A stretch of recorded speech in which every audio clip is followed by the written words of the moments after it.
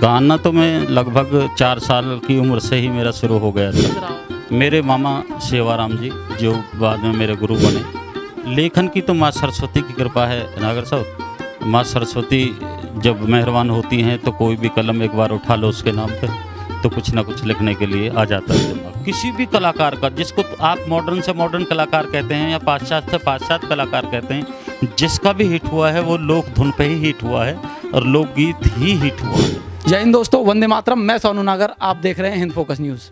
आज जिस शख्सियत से मैं आपको मिलाने जा रहा हूँ वो किसी पहचान की मोहताज नहीं है। मेरे साथ है ब्रह्मपाल नागर जी, जो कि बहुत ही अच्छे लोक गायक और इंटरनेशनल लोक गायक एक तरीके से हम इनको कहेंगे। और अभी जो इन्हें सम्मान मिला है, सर क्या सम्मान मिला? संगीत नाटक अकादमी अवार्ड, राज्य स्तरीय अवार्ड है ये, जो गवर्नर ने दिया है।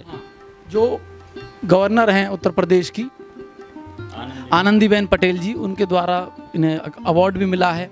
तो सर आप अपनी जर्नी के बारे में थोड़ा सा बताएं लोगों को, आपके बारे में थोड़ा सा जानने की जो लोगों की इच्छा है कि कहाँ से आपको ये जो गाने का, लिखने का ये शौक़ है, ये कब से हुआ? दरअसल गाना तो मैं लगभग 4 साल की उम्र से ही मेरा शुरू हो गया था। मेरे घर वाले ऐसे बताते हैं, कुछ गीत फिल्मी गीत में गुनगुनाता था। तो उसके बाद फिर क्योंकि मेरे मामा टीला हैं, टीला और जावली इस क्षेत्र के बड़े गायकों की टीम इसमें थी। तो मैं छुट्टियों में मामा में जाता था अपने मामा के यहाँ ठहरने के लिए। तो वहाँ जो रागनी होती थी घर घर गांव गांव, तो मैं भी उनके साथ जाता था। तो उन लोगों को सुन सुन के मुझे भी शौक़ लग गया इसका। मतलब बचपन से ही जब उन रागनियों गायकों के साथ रहकर वो स्वभाव जो ऐसा हो गया कि बस। तो लेखन की जो क्रिया आई, ये कैसे फिर? लेखन की तो माँ सरस्वती की कृपा है नागर साहब। माँ सरस्वती जब मेहरबान होती हैं तो कोई भी कलम एक बार उठा लो उसके नाम पे तो कुछ ना कुछ लिखने के लिए आ जाता है दिमाग में। तो आप मतलब बचपन से ही इसी लाइन में थे, तो कहीं कोई आपका भी कोई फेवरेट सिंगर रहा हो? कोई ऐसा, मतलब आपका भी तो रहा होगा, जैसे आप तो मेरे फेवरेट सिंगर हैं अभी मैं तो। हाँ, तो आपका कोई फेवरेट जैसे रहा हो? मेरे मामा सेवाराम जी जो बाद में मेरे गुरु बने, वो मेरे फेवरेट सिंगर हैं। और उनके साथ साथ एक गुलाब सिंह बहुत अच्छे कलाकार हुए हैं, वो भी मेरे फेवरेट सिंगर हैं। अच्छा, तो मतलब वो जो आपके मामा थे, चलो उनके साथ तो आपकी बहुत सारी मेमोरीज़ होंगी। कुछ गुलाब सिंह जी के साथ में, जैसे गुलाब सिंह जी ने बहुत ही अच्छा कार्य किया है सब, लेकिन उनके साथ कोई अच्छी मेमोरी शेयर हुई हो आपकी, कभी उनके साथ मौका मिला हो कुछ ऐसा? नहीं, हमने उनके गीत ही सुने हैं। मैंने कभी उनको बाई फेस देखा नहीं, केवल गीत सुने हैं। तो उनके गीतों में जो आनंद है, जो रस है, वो अलग है। ऐसे ही हमारे जो गुरु जी हैं सेवाराम जी, उनके गले में भी अलग ही चीज़ थी। तो उस रस को सुन के मुझे इसके प्रति, रागनी के प्रति लगाव हुआ। तो जो आपके मामा थे वही गुरु थे। इससे मेरे को एक थोड़ा सा वैसा लगता है कि भाई, तो आपको जब वो डांटते होंगे या कुछ कहते होंगे तो डांटते भी थे, जैसे मामा भांजे वाला वो प्यार ही था बस? सगे मामा नहीं थे, मेरे रिश्ते में मामा लगते थे। क्योंकि पहले तो पूरा गांव ही जहाँ ननियाल होती थी, मामा नाना ही बोलते थे सबको। तो वो डांटते भी थे उनका, क्योंकि एज ए गुरु उन्होंने डांटा भी, धमकाया भी। उनके घर काम भी किया मैंने, और जिस काम को कहते थे वो करते थे। सेवा भाव से आपने उसको सीखा और आज माँ सरस्वती की कृपा है आपके ऊपर। कुछ ऐसी चीज़ें जो आप यंग जनरेशन को थोड़ा बताना चाहें कि भाई अब क्या है कि लोकगीत थोड़े कम होते जा रहे हैं, तो इसको किस तरीके से देखते हैं? अच्छा, मज़े की बात यह है कि प्रेस वालों को तो ये नहीं कहना चाहिए कि कम होते जा रहे हैं। आज तो ज़्यादा होते जा रहे हैं। आज जो लोकगीत, जो गांव में एक टीम हुआ करती थी पूरे गांव में, आज गांव के साथ एक एक टीम खड़ी हुई है। और वो आपके कहीं ना कहीं आपकी मेहनत है उसके पीछे, और लोगों ने मेहनत की है, पर उसके पीछे मेरा भी थोड़ा सा सहयोग इसमें रहा है कि गांव मैंने एनसीआर में टीम खड़ी करने में सहयोग किया। मैं वही देखता हूँ कि आप ज़्यादातर जो भी कोई प्रोग्राम होता है, मैंने आपको बहुत सारे प्रोग्राम्स में देखा, आप बढ़ चढ़ के लोगों को प्रोत्साहित भी करते हैं। वहाँ वो गूजर वाला वो लगा था वहाँ पर सूरज कुंड में, वहाँ भी आपने जाकर बहुत ही मतलब अच्छी प्रस्तुति भी दी और लोगों को प्रोत्साहन भी किया। तो किस तरीके से देखते हैं जो कल्चर है उसको आप बढ़ा रहे हैं, बहुत अच्छी चीज़ है, लेकिन जो वेस्टर्न कल्चर कहीं ना कहीं वो कैप्चर करता जा रहा है, वो कहीं ना कहीं चिंता का विषय है आपके लिए या नहीं लगता? सच्चाई ये है कि कल्चर ना वेस्टर्न होती ना कोई होती, कल्चर कल्चर है। और जो हमारी भारत की संस्कृति और सभ्यता है वो अक्षुण्ण है, अमर है, अखंड है।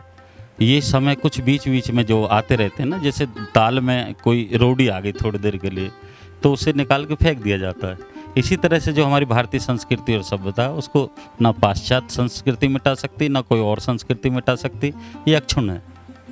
ये जो आपकी पॉजिटिव थिंकिंग है इससे मतलब एकदम उत्साह मिलता है। मैंने आपको वहाँ भी सुना था जब सूरज कुंड में, तो एक जोश जो है आप लेके आते हैं। तो मतलब मैं एक वैसे नॉर्मल क्वेश्चन पूछ रहा हूँ जे, क्योंकि आजकल जो नए जो जनरेशन है, ये कॉलेज के बच्चे या फिर जो ग्रोइंग एज वाले जो बच्चे हैं, वो कहीं ना कहीं इसको या तो अभी थोड़ी देर के लिए वो हट गए हैं या फिर थोड़ा हटते जा रहे हैं। मुझे मेरा मत है, आपको अलग? मैं दो तरीके से इसको बताऊंगा कि हमारे जो पुराने से पुराने लोकगीत हैं, उन्हीं गीतों को केवल संगीत बदल के जो नई पीढ़ी है वो गा रही है।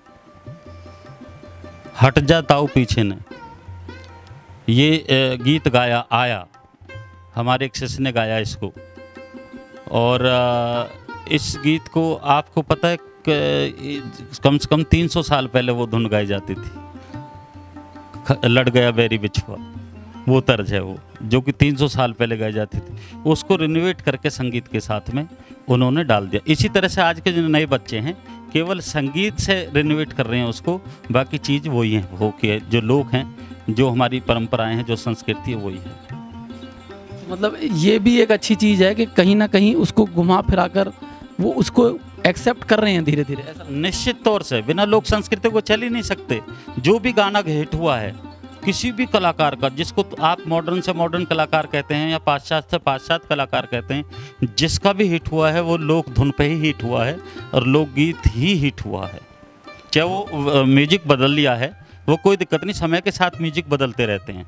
अब नए नए म्यूजिक आ गए तो अच्छा है कि नए, अगर हम पहले दाल रोटी खाते थे, अब साग भी हो गया और भी तरह तरह की रोटी और अनाज हो गए, खाने हो गए हमारे सामने, तो खाना चाहिए, कोई दिक्कत नहीं है।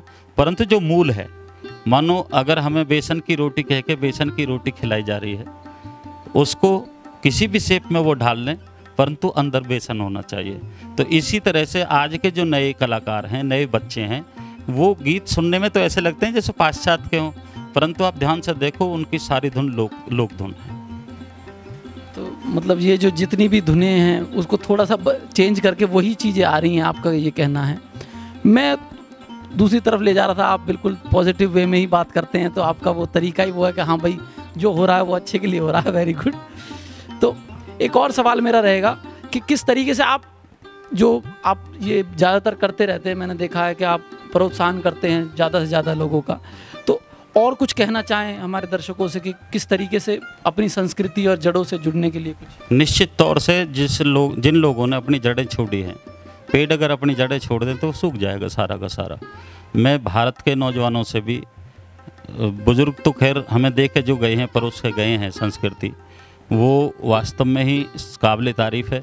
और नौजवानों को उस अपनी जड़ों से जुड़ा रहना चाहिए। एक्सपेरिमेंट करते रहो, लोक धुनों के साथ एक्सपेरिमेंट कर लो, रागनियों के साथ एक्सपेरिमेंट कर लो, बाकी अपनी जड़ों से जुड़े रहो। और वही आज के नौजवान कलाकार कर रहे हैं।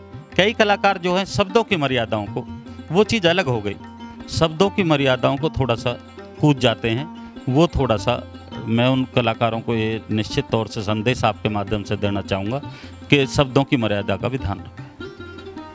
तो शब्दों की मर्यादा का ध्यान रखें, अपनी संस्कृति से जुड़े रहें, जड़ों से जुड़े रहें। जो पेड़ जड़ से छूट जाता है वो सूख जाता है। बहुत ही एक पॉजिटिव मैसेज जो यहाँ ब्रह्मपाल नागर जी ने दिया, और मैं आपकी इस पर राय चाहूँगा, आप कमेंट करके हमें ज़रूर बताएं। और इसी तरीके के प्रोग्राम हम आपके लिए लाते रहेंगे। सर आपका बहुत बहुत धन्यवाद, हमें समय देने के लिए बहुत बहुत धन्यवाद। नागर साहब, बहुत बहुत धन्यवाद। Okay, thank you sir.